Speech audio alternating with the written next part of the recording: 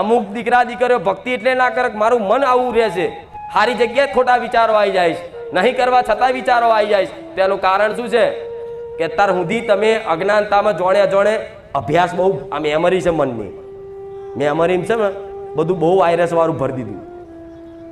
શું મોબાઈલ હોય અને એમાં જાત જાતનું તમે ડાઉનલોડ કરો એટલે મોબાઈલ હેંગ મારે, અને બહુ હેંગ માર ઘરોમાં થઈ જાય, કોકના ફૂટી જાય, કોકના બગડી જાય, થાય છે કે ને? તે રીતે આ મનરૂપી મેમરી છે તમારી.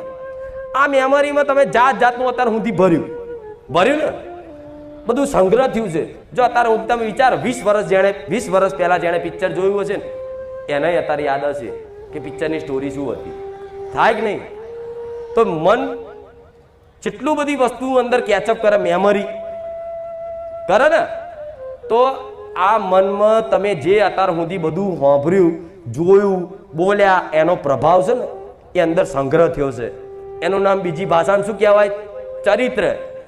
એ ચરિત્રનો સંગ્રહ થયો છે. એ ચરિત્રના કારણે તમારે કોઈ વસ્તુ નહીં કરવી છતાંય તે તમારું મન તમારા બેકાબુ થઈ અને તમારા વિરુદ્ધ કાર્ય કરી નાખે, થાય કે નહીં?